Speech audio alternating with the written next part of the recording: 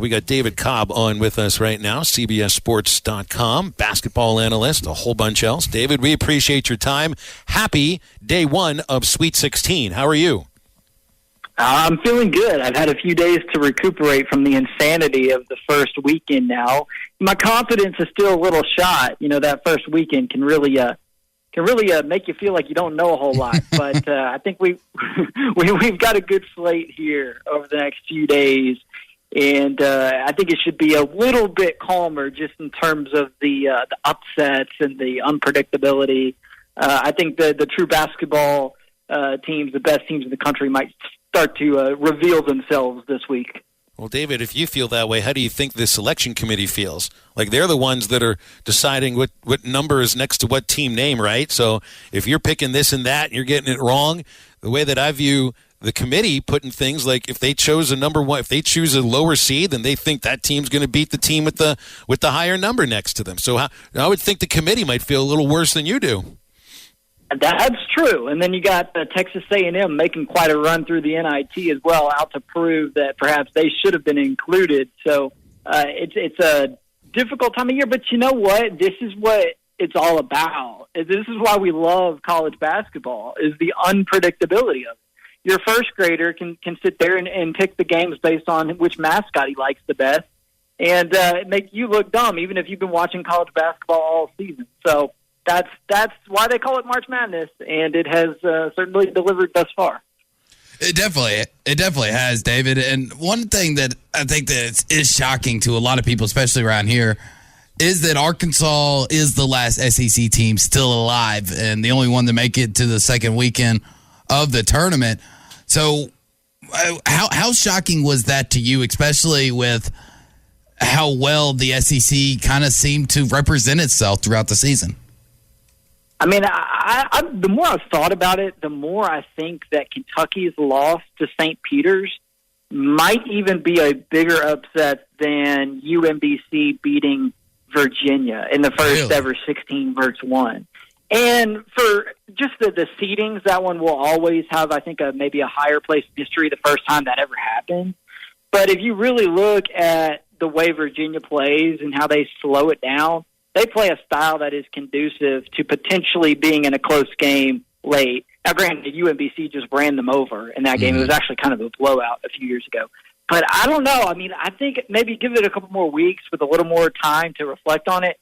The Kentucky loss has to be in that conversation because you're talking about a Kentucky team that went on the road and beat Kansas by 18 points during the regular season, and a Kentucky team that was a veteran team. It's not like Cal had a whole bunch of one-and-dones out there who were just totally overwhelmed by the NCAA tournament stage. No, he had a bunch of vets on that team. And the fact that they got upset by a St. Peter's squad that, plays in a high school gym, a glorified high school gym, right? Just wild stuff. So that, to me, is the one that clearly sticks out. But you're right, a terrible first weekend for the SEC as a whole, with Tennessee not surviving the first round, Auburn just laying a total egg in its second-round game against Miami. Alabama was one and done, which was no surprise to anyone who saw them play in the last month of the season. And then LSU didn't have its head coach, and you could clearly see that they didn't play inspired basketball either. So not a great weekend for the SEC at all. But you know what? Spring football is here, and so is baseball season. So the league will be fine. That it will be. And in San Francisco, the Hogs are obviously going up against the number one overall seed of Gonzaga, but also Duke will be playing Texas Tech. Who is there more pressure on to get out of San Francisco and make it to New Orleans? Is it Gonzaga, 7 straight Sweet 16s? We obviously know what Mark Few's done over the last 20 years at Gonzaga and where he's gotten that program. And, the pressure of, if it's not this year with a guy like Chet Holmgren and veteran presence like Drew Timme, when are you finally going to do it? Or is it Duke and those players to send Coach K out on the highest of high notes of cutting down nets? Who has more pressure on them? I think it's Gonzaga. I think Gonzaga has the most pressure on it of any team left in this bracket. I think for the most part, anybody who is in this Sweet 16 should feel good about themselves and should feel like they accomplished something this season. Unlike last year when Baylor and Gonzaga were clearly the most dominant teams in college basketball, and it would have been a disappointment if either of them had failed to reach the Final Four. I don't really see that with anyone this year, but I think Gonzaga's the one that if they lose, the national piling on and the national narrative will emerge quite quickly of, well, here we go again. Gonzaga gets all this love all year. They spend most of the season ranked number one. They're the number one overall seed, and they don't even make it past the second weekend. Like, wow, they're a bunch of frauds and imposters. That's a lot. That is a lot to deal with as a program. Whereas with Duke, sure, people will get their jokes off if Duke fails to reach the Final Four, but it will quickly turn all over the country into oh, wow, Coach K, what a great career, just an amazing journey. And they'll rightfully point out that this Duke team that he has is super young and has zero relevant NCAA tournament experience on its roster. So really at this point, I think Duke has reached the threshold of having an acceptable send-off for Coach K by making it out of the first weekend. If Gonzaga lays an egg against Arkansas tonight, boy, it is going to be a lot of vitriol and just sort of, man, they're imposters. That's going to be the narrative if they were to lose tonight.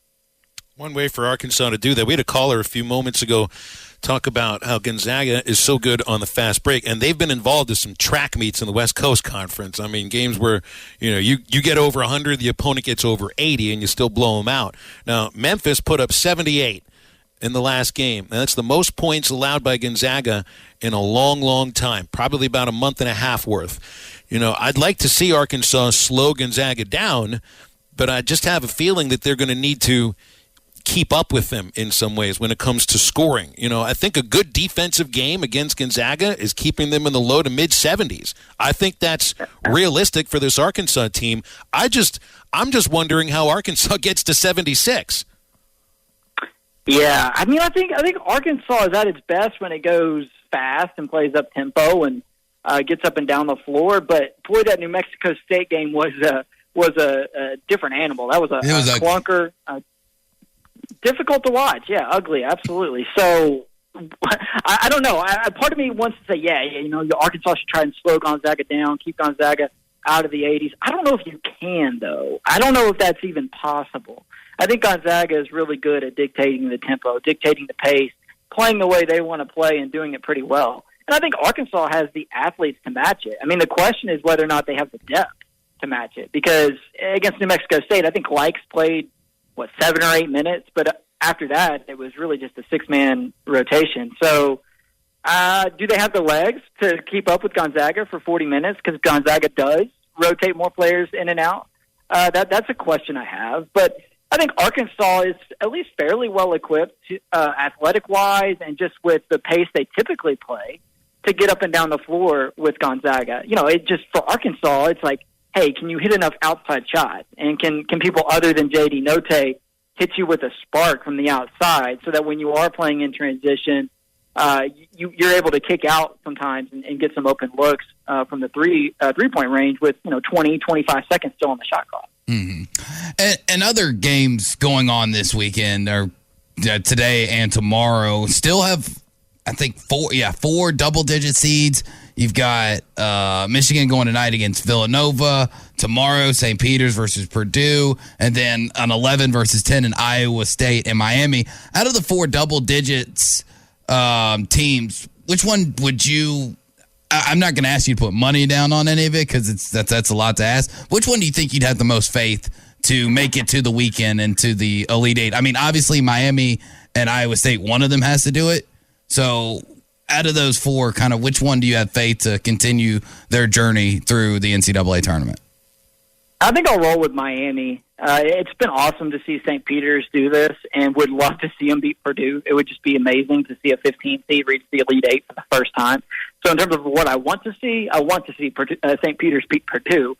But in terms of what's realistic and a double-digit seed still in this thing that has a shot to win at least one more game, I think the best chance is Miami. They've got that all-important veteran guard ingredient that you always hear about this time of year. And it's a cliche, but it's so true. And over the first weekend, that veteran group of guards at Miami with Charlie Moore and Cameron McGusty and Isaiah Wong, I mean, they only turned the ball over as a team, I think, 9 times in their first 2 games. So it's just something ridiculous like that.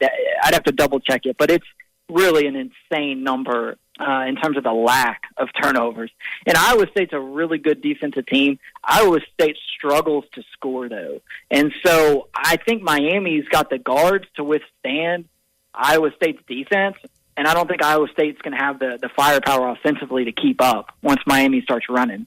So I like Miami to advance, and I think Kansas is vulnerable. I'm a little perturbed at how easy Kansas's path has become, because Providence does not rate highly at all in the metrics, and then most of the other threats in that Midwest region have been eliminated. So I would like to say Miami has a shot against Kansas in a potential Elite Eight matchup, and maybe they do, but man, that path has been opened for Kansas to reach the Final Four. Yeah, no doubt. It's when you look at it, and we kind of knew this going in, that Arkansas might have the toughest path to the Final Four out of any of the 4 seeds, and it's been the chalkiest of any of the regions too. You got seeds 1 through 4, and nobody else in this tournament can say that. I mean, heck, just like you pointed out, in the Midwest, Kansas faces a 4 seed, and then it's an 11 and 10 game on the other side. So, you don't usually expect to see chalk in the NCAA tournament. The only place we really saw it was the West.